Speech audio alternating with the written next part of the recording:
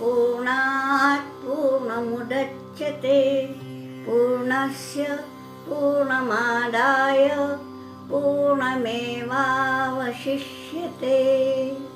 ओम शांति शांति शांति।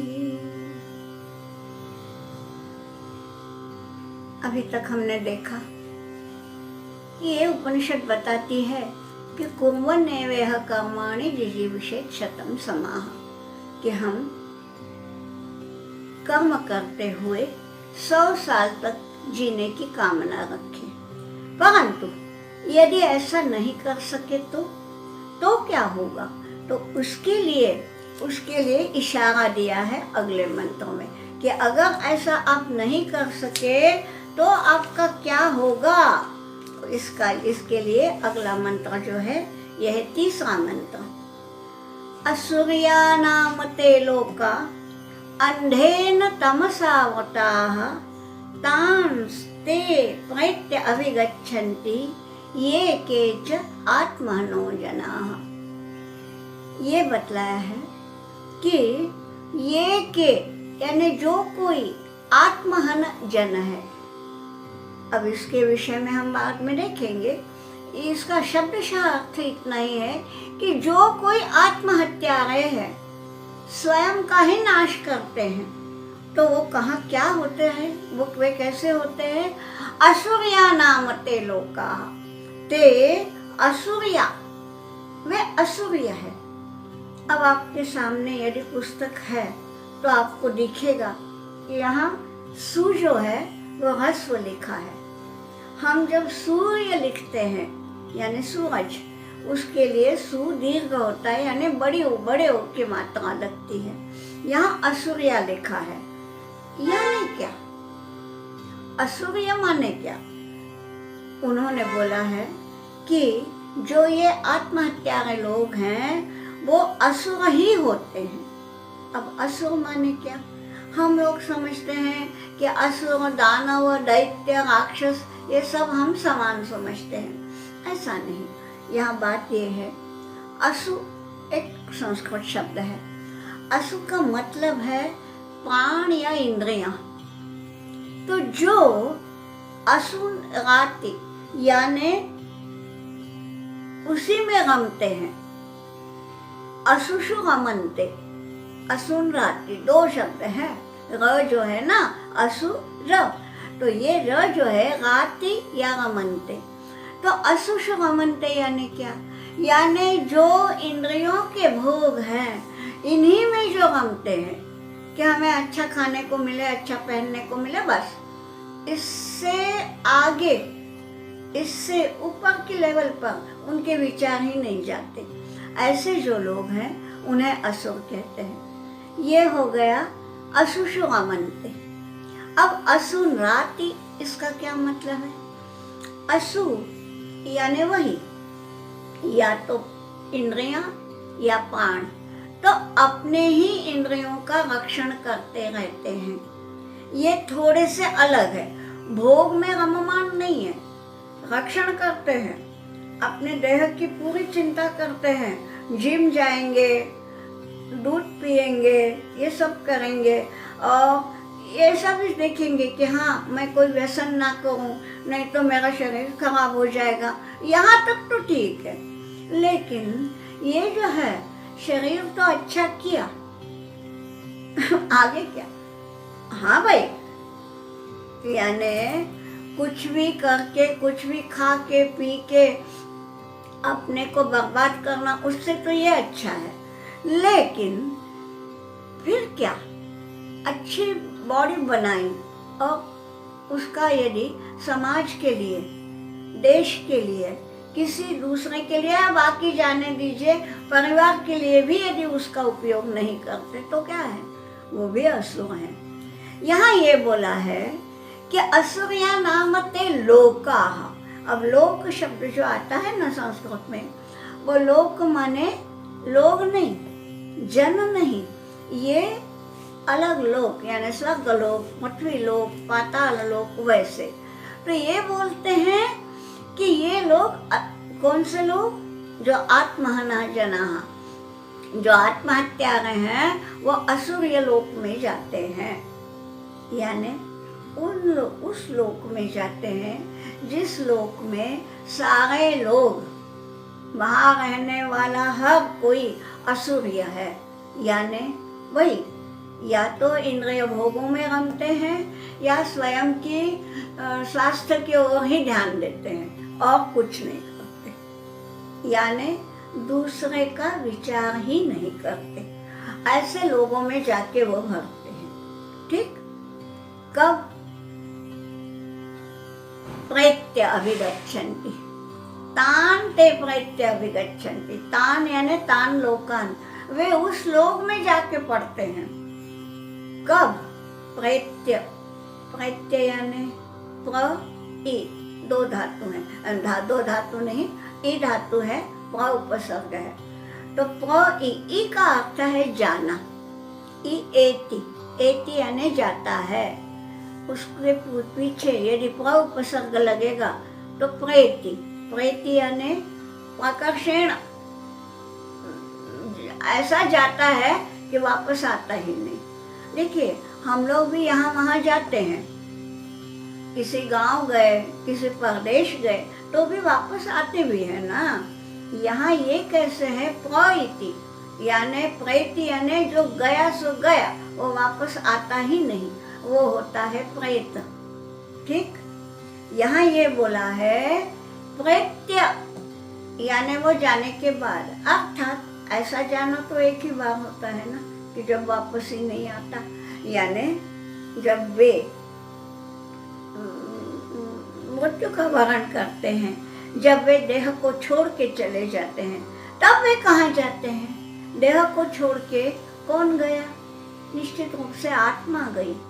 देह तो यहीं पड़ा है, आत्मा गई। कहाँ गई? असुर्य लोक में गई। उस लोक में जाते हैं। उस किस लोक में? कि जहाँ ये असुर रहते हैं। ठीक, अब ये लोक कैसा है? अंधेन तमसावृताः, अंध तमस है वहाँ। तमस तो आप जानते हैं, तमस यानी अंधकार। तो कैसा अंधकार? अंधेन तमसा, घोर अंधकार। वहाँ घोर अंधकार है, कहीं भी प्रकाश की धुंधली सी भी, छोटी सी भी किरण भी नहीं है जहाँ, ऐसे घोर अंधकार में जाके वो गिरते हैं। अब आप पूछेंगे कि भाई अंधकार में गिर गए तो उनको इंद्रियों के भोग कहाँ से मिलेंगे? खाना है अच्छा, दिखेगा ही नहीं सामने कुछ, क्या करेंगे? बात यह है कि जिंदगी भर जिन्होंने जब तक जीवित थे, जब तक इस धरती पर थे, तब तक उन्होंने केवल अपने ही इंद्रियों की बात सुनी। ठीक, इंद्रियों को जो चाहिए वो देते गए, या अपने प्राणों की बात सुनी, यानी अपने प्राण को जो बलिष्ठ करता है वो उसी का वो ये करते रहे। ठीक है, अब ऐसे लोग जब जाते हैं तो वो उस लोक में पड़ते हैं जो लोक कैसा है? अंधेन तमसा आवृताः, अंधेन तमसा आवृताः, जो घोर अंधकार से लिपटा पड़ा है, जहाँ प्रकाश की धुंधली सी भी किरण नहीं है, ऐसा। और ये आत्महन जन होते हैं, उनके लिए बोला है कि ये आत्महत्यारे हैं। अब जरा देखेंगे कि ये सारा वर्णन तो किया, पहले 2 मंत्रों में बताया गया है कि क्या क्या करना चाहिए, कर्म करना चाहिए। तेन त्यक्तेन भुंजिताः, कि भोग भी लेना है तो पहले त्याग करके लेना है, ये पहले बता दिया। फिर बाद में ये बोला है कि कर्मों से कभी भी, कर्मों को पीठ नहीं दिखाना, कर्म करते ही रहना है, ये भी बताया। जो लोग ऐसा नहीं करते वे अंधेन तमसा आवृताः, वो असुर लोक में जाके गिरते हैं। इसीलिए इन लोगों को आत्महन बोला है। अब आत्महन यानी स्वयं का नाश करने वाले, ये नाश क्यों होता है? इस पर शंकराचार्य का भाष्य है, उन्होंने लिखा है कि अविद्वांसो जनाः आत्महनः उच्यन्ते।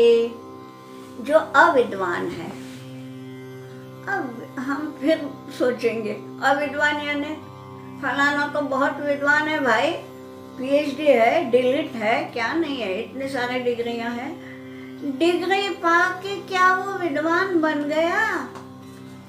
ये बताइए। अरे हमारे जो पुराने संत थे, कौन सी डिग्री थी जी उनके पास? ये तुलसीदास हुए, सूरदास हुए, मराठी के ज्ञानेश्वर हुए, तुकाराम हुए, कौन सी डिग्री ली? लेकिन आज उनका साहित्य जो है वो पोस्ट ग्रेजुएशन के लिए रखा जाता है। बात ये है, विद्वान यानी कौन? विद धातु है, विद वेत्ति। और देखिए हमारा जो वेद है ना, वो भी उसी धातु से बना है, विद, जिसमें ज्ञान है वो। तो विद्वान यानी जो सही का ज्ञान प्राप्त करता है। अब ज्ञान में क्या सही और क्या गलत कैसे पता चले? देखिए, खेतों में चावल आया है, ठीक है, हमें चावल मिला है, हम लेके आए, यहाँ तक तो सबका समान है। अब कोई आदमी है, कोई उसका चावल यानी भात बनाएगा, कोई उसकी खीर बनाएगा, ठीक है, यहाँ तक ठीक है। कोई उससे फर्मेंट करके उससे मदिरा बनाएगा। देखिए ज्ञान तीनों के पास है। भात बनाने वाले को ये वो ज्ञान है कि भात कैसे बनता है, खीर बनाने वाली स्त्री को वो ज्ञान है कि खीर कैसे बनती है, और जिसने मदिरा बनाई वो भी जानता है। अब ये क्या तीनों विद्वान हैं क्या? इसका सही उपयोग कैसे करना? भगवान जो है, भगवान ने हम सभी को बुद्धि नाम का एक बहुत बड़ा वरदान दिया है। मानव को दिए बुद्धि, बुद्धि के साथ विवेक भी दिया है कि भाई क्या अच्छा है क्या बुरा है सोचो। अब बुद्धि तो सभी को समान रूप से दी है।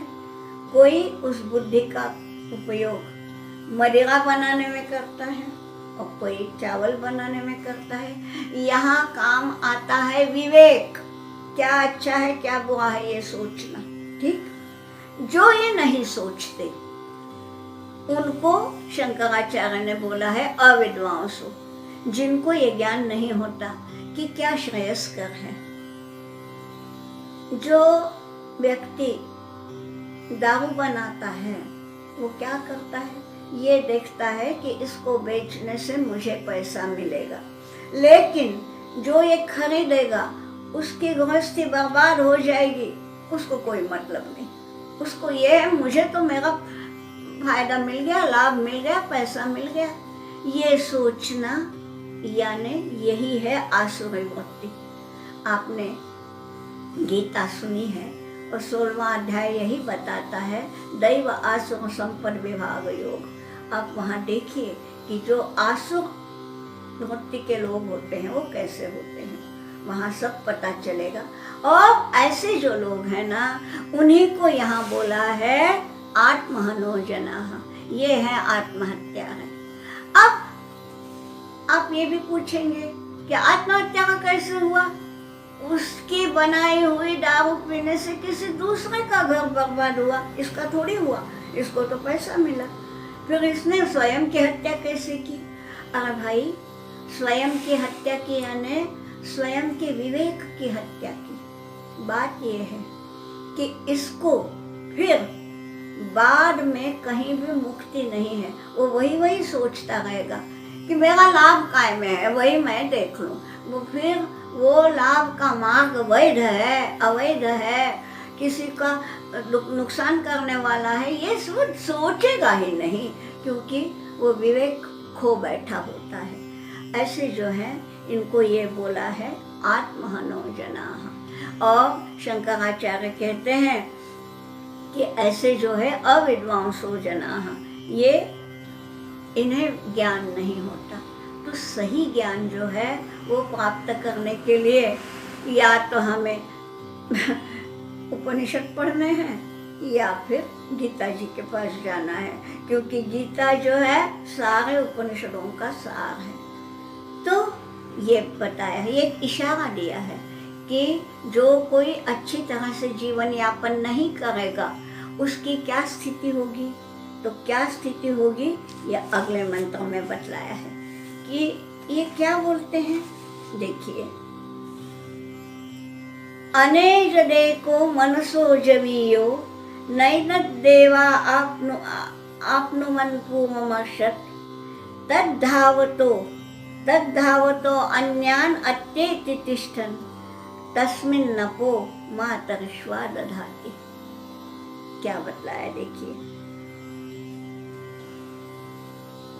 ये बताया कि जो इस तरह से ये नहीं करते, आचरण नहीं करते, उन्हें तो अंधतमस में जाना है, अंधेरे में ही सारा बिताना है। यानी क्या, यानी ये कि वो उन्हें मोक्ष तो मिलना दूर की बात है, पुनर्जन्म तो मिलना ही है, पर पुनर्जन्म भी जो आएगा वो किसी पापी के घर में होगा। उसका जन्म ऐसे ही घर में आएगा, वो वहाँ पे वही संस्कार पाएगा, अधिक से अधिक पाप करेगा और फिर और अधिक उसमें डूबता जाएगा। ये है अंधेरा, यानी अंधेन तमसा होता है।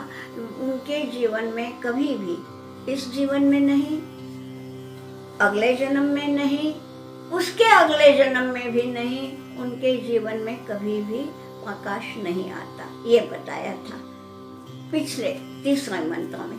अब ये चौथा मंत्र जो है ये बताते हैं। देखिए, उसके लिए थोड़ा सा पहले मंत्र की ओर जाना पड़ेगा।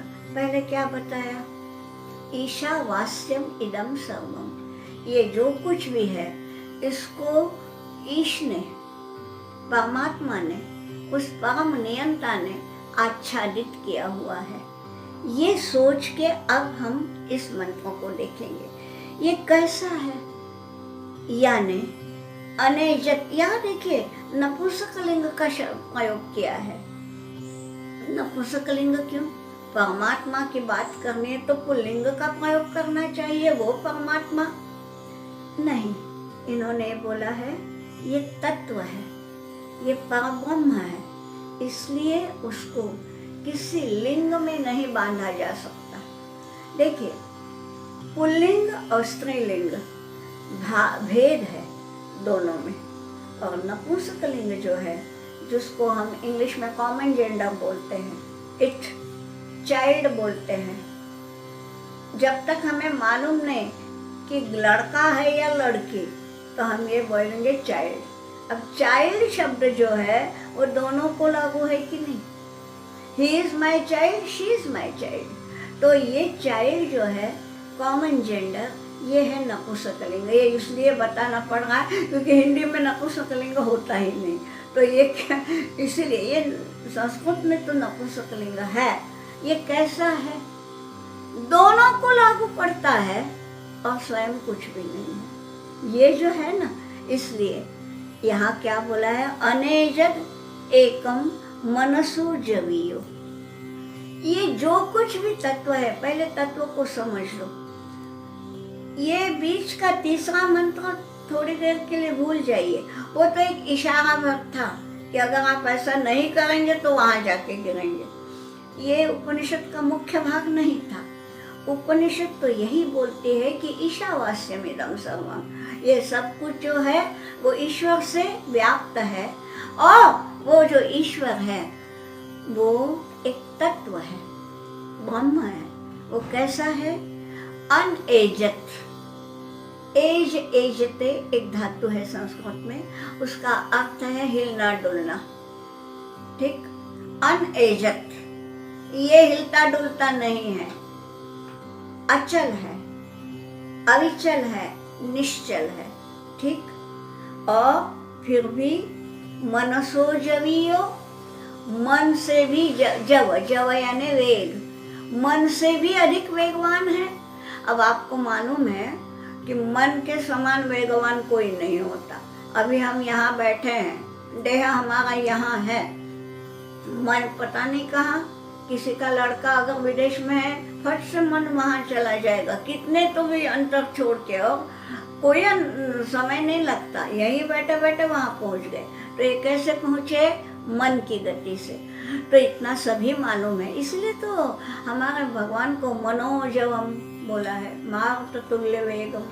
मनोजवम, मन का जव है, जव यानी वेग, ठीक है। यहाँ ये बोला है वो जवीयस है, जव यानी वेग ना, जवीयस माने कंपैरेटिव डिग्री है, अधिक वेगवान है। तो मनसो जवीयो, मन से भी अधिक वेगवान है। अब ये कैसे? यानी अनएजत बतला दिया, यानी हिलता नहीं डुलता नहीं, और बिना हिले डुले मन से भी अधिक वेगवान है। तो आपको लगेगा कि ये तो हमारे मन का वर्णन किया, कि हम मन तो कहीं हिलता डुलता दिखता नहीं ना, फिर भी कहीं भी जाता है। ये मन का वर्णन नहीं है, क्योंकि हमारा मन जो है ना वो विकृत भी हो सकता है, आपका नहीं होगा, आप सब अच्छा सुनते हैं, अच्छा पढ़ते हैं, परंतु मन का धर्म ऐसा है, वो विकृत भी हो सकता है, लेकिन ये ब्रह्म कभी विकृत नहीं होगा। इसलिए ये मन अलग, ये ब्रह्म अलग। ये ब्रह्म जो है मन सो जवियो, मन से भी अधिक वेगवान है, फिर भी हिलता डुलता नहीं है। क्यों? अरे भाई, जो सर्वव्यापी है उसको क्या हिलना, क्या डुलना? जो यहाँ भी है और वहाँ भी है, उस कमरे में भी है, उस कमरे में भी है, उसको तो वो भी दिख रहा है, ये भी दिख रहा है, यहाँ का भी दिख रहा है। जाने की गरज क्या है? और उसको विदेश का भी दिख रहा है, वो भी देख रहा है, हिला नहीं है। इसलिए अनेजद एकम, और एकम एक ही है, विच्छिन्न नहीं हुआ है, उसके कोई भाग नहीं है कि मेरा आधा हिस्सा यहाँ है और आधा हिस्सा वहाँ है, ऐसा नहीं। एक है, परिपूर्ण है, फिर भी निश्चल है, और निश्चल होते हुए भी मनसो जवियो, वो मन से भी अधिक वेगवान है। और नैनद देवा आपनुवन पूर्वमर्शत, यहाँ देव शब्द जो आया है ना, देव यानी देवताओं के लिए नहीं आया है। यहाँ का देव शब्द जो है वो खैर उन्हें भी लगा सकते हैं, हम वो भी एक अर्थ बताएंगे, लेकिन मुख्य अर्थ उसका यह है इंद्रियां। अब इंद्रियों को देव क्यों कहा है ना प्रश्न? देखिए, मैंने पहले ही बोला कि ये जो है ना, रुई धुनकना है, एक छोटी सी कली में से रुई निकलती है, कली छोटी सी, एक शब्द है देव, इसके कितने कितने अर्थ निकलते हैं वो देखेंगे। तो इंद्रियों को देव इसलिए बोला है, दिव्यति यानी प्रकाशित करते हैं। अब इंद्रियां कैसे प्रकाशित करती हैं? देखिए कि अगर हमें हमारे आँख से काम लेना है, ठीक है, तो जब तक हमारी नजर उस वस्तु पर नहीं जाएगी तब तक वो वस्तु प्रकाशित नहीं होगी, यानी हमें नहीं दिखेगी। हमारी नजर वहां जानी चाहिए, है ना? यानी प्रकाशित किसने किया? वो वस्तु स्वयं प्रकाशित तो है ही नहीं। मान लीजिए मुझे एक पुस्तक चाहिए और वो वहां कहीं है, जब तक मैं जाके देखूंगी नहीं अपनी आंखों से, तब तक वो पुस्तक तो है, वो स्वयं प्रकाशित नहीं है। मैं जब देखूंगी तभी वो प्रकाशित होगी। तो प्रकाशित उसको किया किसने? मेरे इंद्रियों ने। इसलिए इंद्रियों को देव कहा है। ये एक हुई आंख की बात, ऐसी सभी इंद्रियों की समझ लीजिए कि अब शक्कर में मिठास है ही, करेले में कड़वाहट है ही, लेकिन जब तक हमारा इंद्रियों के साथ उसका संपर्क नहीं आता तब तक ये प्रकाशित नहीं होता कि शक्कर मीठी है ना? तो प्रकाशित करने वाले जो हैं वो इंद्रियां हैं, इसलिए उनको देव कहा है। यहाँ क्या बोला है कि ये इंद्रियां जो थी पूर्ववर्षत, इंद्रियां तो पहले से है, पूर्वम पहले से है, अर्षत यानी निकली हुई है, ठीक है।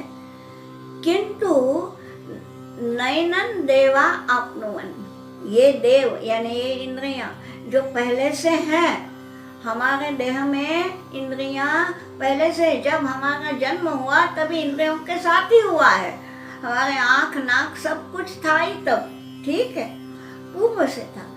लेकिन जब तक हम उस ब्रह्म की ओर हमारे इंद्रियों को नहीं लगाएंगे, तब तक उस ब्रह्म का ज्ञान तो छोड़ो, झलक भी नहीं पाएंगे हम, है ना।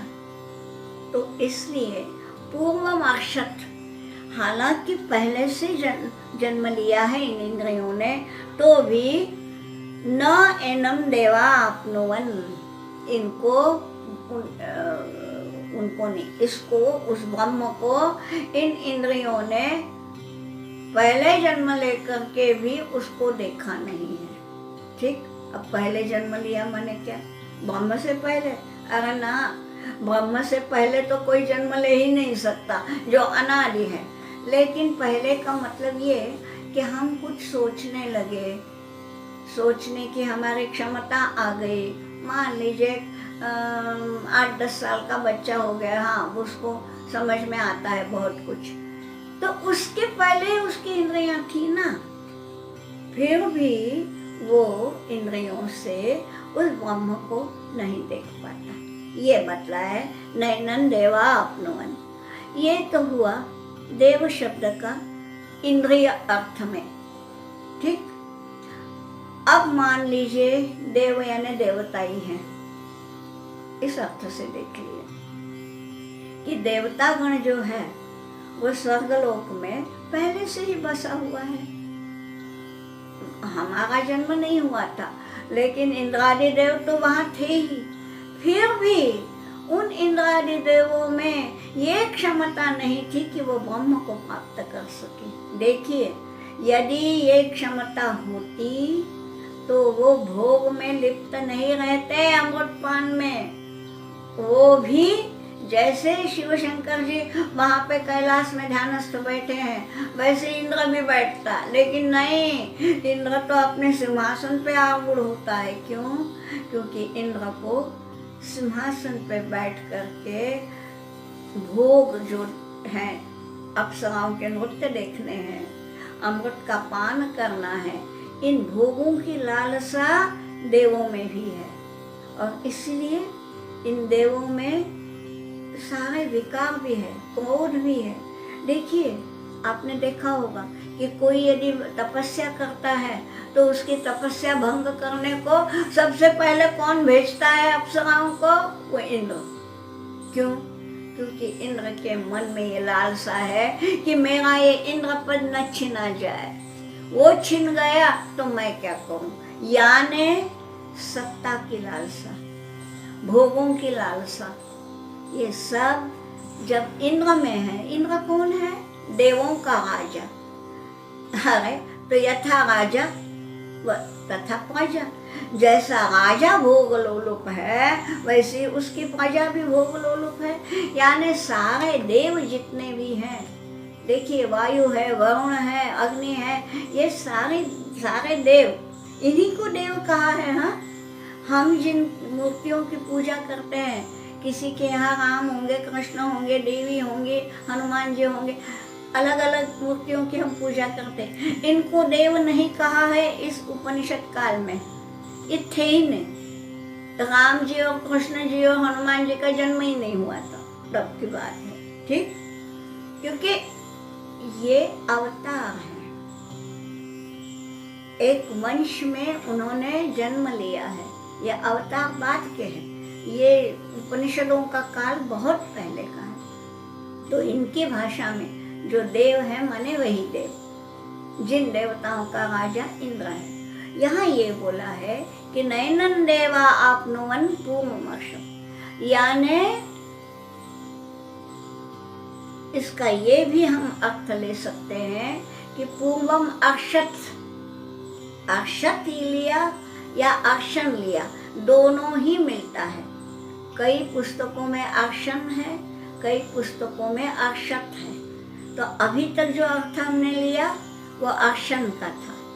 अब अक्षत यदि है तो होता क्या है, त और न देवनागरी में आप लिखिए थोड़ा सा ही फर्क है। त लिखने में यदि यूं कर दिया तो न हो जाता है ना। क्या मालूम पहले क्या था, तो मुझे लगता है कि पहले पूर्वम अक्षत यही होगा। तो अक्षत यदि है तो वो लगता है ब्रह्म को, क्योंकि वो नपुंसकलिंगी शब्द है। जो सबसे पहले निर्माण हुआ है, यानी इंद्रियों के भी, देवताओं के भी, सबके पहले जो निर्माण हुआ है वो यानी अनादि है। तो अनादि होने के कारण वो ब्रह्म जो है वो पहले से ही निर्माण हुआ है, परंतु न इंद्रियां उनको जान सकी न देव उनको जान सके, ये बोला है। ठीक, आगे क्या, ये तो हो गई इस मंत्र की पहली पंक्ति कि अनेजदेकम मनसो जवीयो, कि ये एक ही है, ये निश्चल है, फिर भी निश्चल रहते हुए भी मन से भी अधिक वेगवान है, और सबसे पहले जन्म पाने के कारण देव भी, देव यानी कुछ भी लीजिए, इंद्रियां या देव, तो देव भी न अपनवन वहाँ तक नहीं पहुँच सके। वो ब्रह्म जहाँ है उसका अता पता नहीं ले सके, नहीं जान सके। ठीक, आगे क्या बोल रहे हैं, अगली पंक्ति है तद्धावतो अन्यान अत्येति तिष्ठत। क्या विलक्षण है, बड़ा विरोधाभास है। तिष्ठत, तिष्ठत यानी स्थिर है, खड़ा है। कौन, ब्रह्म खड़ा है, माने खड़ा है ये भी कहना गलत है, क्योंकि खड़ा होने के लिए आकार चाहिए ये निर्गुण निर्विकार है। इसका इतना ही अर्थ लेना कि ये तिष्ठत है, इसका मतलब हलचल नहीं है, स्थिर है। ठीक है, और तिष्ठत होते हुए भी एक जगह रहकर भी क्या बोला है, धावतः अन्यान अत्येति। अन्य लोग जो है, अन्य लोग यानी सभी, उसमें इंद्रादि देव भी आ गए, हमारे आप जैसे मानव भी आ गए, पशु भी आ गए, असुर भी, राक्षस भी, सब सब सब अन्य यानी ब्रह्म छोड़ के अन्य। तो इन सब को धावतः, ये सब दौड़ रहे हैं, लेकिन अन्यान धावतः, ये जो दौड़ रहे हैं ना सारे लोग, उन्हें ये तिष्ठत एक जगह रह के भी अत्येति, अत्येति यानी लांग देता है, विरोधाभास है। पहले ही बोला है अनेजदेकम मनसो जवीयो, यानी निश्चल रह के भी मन से भी वेगवान है। अगर जो निश्चल है उसमें वेग कहाँ, यहाँ भी ये बोला है कि ये तिष्ठत है, स्थिर है, स्थिर होते हुए भी अन्य सारे जो दौड़ रहे हैं, दौड़ लगा रहे हैं, उनको भी पीछे कर देता है, उनको भी लांग जाता है। ये कैसा, देखिए, लांग जाना है ना, उसके आगे जाना, परे जाना। ठीक है, आप कहीं भी जाइए जी दौड़ते हुए, ऐसी जगह ही नहीं मिलेगी जहाँ ब्रह्म नहीं है। जो अणु अणु में है, जो कण कण में है, वो नहीं है, ऐसी जगह ही नहीं मिलेगी। तो हमने सोचा कि अरे मैं जहाँ से निकला था दौड़ने के लिए, तो हमारा पीछे भी था, हमारा संग भी था। अब मैं दौड़ के यहाँ आया तो मुझे सामने भी दिख रहा है। यानी क्या, ये है सर्वव्यापिता, जो सर्वव्यापी, इसीलिए बोला है ईशावास्यमिदं सर्वम। मैंने पहले ही बोला कि इस मंत्र को देखने के लिए मन का संधान जो है पहले मंत्र से लगाना चाहिए, कि ये ईश्वर के कारण, उस जगन नियंता के माध्यम से ये सब कुछ ढका हुआ है। तो जहाँ जाइए वहाँ वो है ना, इसलिए अत्येति लांग जाता है, यानी इन्हें भी पीछे छोड़ देता है। और अस्मिन् अपः बताया है कि धावतः अन्यान अत्येति। इसका मतलब ये कि बाकी लोग दौड़ लगा रहे हैं तो दौड़ने वाला क्या है, जिस स्थान से दौड़ना शुरू किया उस स्थान को तो वो पीछे छोड़ देता है और आगे जाता है। लेकिन ये जो है ब्रह्म तद बोला है, नाम नहीं लिया है, एकम बोला है। ये एक तत्व ऐसा है कि जहाँ से शुरू किया इस आदमी ने दौड़ना वहाँ भी वो है, आगे भी है, इसलिए अत्येति यानी उसको भी पीछे छोड़ देता है। और तस्मिन् अपः मातरिश्वा दधाति, ये बतलाया है कि उसी में यानी उसी के कारण वो ब्रह्म तत्व है, उसी के कारण मातरिश्वा। अब मातरिश्वा ये नाम है वायु का, ठीक है। अब वायु यानी क्या, यहाँ देखिए ये है उपनिषदों की भाषा यानी समाधि की भाषा है। उस समय उन्हें जो भी लगा वो बोल गए। अब ये समझ में लेना चाहिए। इसका मातरिश्वा यानी वायु, हवा, ठीक है। यहाँ बतलाया है कि तस्मिन् मातरिश्वा अपो दधाति। दधाति यानी स्थापित करता है, धारण करता है। अपा माने पानी, जल, तो उसी में वायु जल धारण करता है। यानी क्या, जो क्या बतलाया पहले, ये बतलाया कि जो तिष्ठत एक जगह रहते हुए भी और लोग जो दौड़ रहे हैं उन्हें भी पीछे छोड़ देता है, और उसी में मातरिश्वा जो है, वायु जो है, वो जल भी उसी में धारण करता है। इसका मतलब क्या है कि उसी में यानी उसी के आधिपत्य के कारण, उसी की प्रभुसत्ता के कारण, उसके प्रभुत्व में, उसके तहत क्या हो रहा है, सभी को अपने अपने कर्मों के फल मिलते हैं। अब ये जो बतलाया ना कि वायु पानी को धारण करता है, यानी क्या, हो सकता है कि ये उपनिषद जिस काल में लिखी गई वहाँ उन लोगों ने ये देखा होगा कि हमने ऊपर मेघ देखा, हवा है, ऐसा सोच सकते हैं, लेकिन पानी तो नहीं दिखता, लेकिन आ रहा है मेघों से, तो ये क्या है। इसीलिए ये जो है मेघों से पानी आता है, ये क्या है, ये कौन करता है। हवा में पानी का है क्या, सारा आकाश अवकाश ये है क्या, सारा ये तो वैक्यूम है, और उससे आता है पानी। तो ये जो है, ये जो पानी निर्माण करने वाला तत्व है, ये कौन है, ये तो अदृश्य है। ये देख लिया और इसलिए इस मंत्र का जन्म हुआ है। यहाँ ये बोला है कि वो जो ब्रह्म तत्व है उसको सही ढंग से यथार्थ रूप में उसको समझ पाना बड़ा ही दुष्कर है। क्यों? क्योंकि वो हिलता नहीं, डुलता नहीं, और फिर भी मन से भी अधिक वेगवान है। वो एक जगह रहता है तिष्ठत, फिर भी वो आपको पीछे छोड़ देता है, और देवता लोग भी उसका ये नहीं कर पाए, उसका अंदाज नहीं ले पाए, न देवता लोग न इंद्रियां। और ये जो है उसी के कारण वायु पानी को धारण करता है। कहाँ वायु कहाँ पानी, दोनों अलग अलग द्रव्य हैं, लेकिन वायु पानी में परिवर्तित होता है, हवा पानी को धारण करती है। ये जो कुछ भी है, मतलब हम पहले मंत्र देख लें।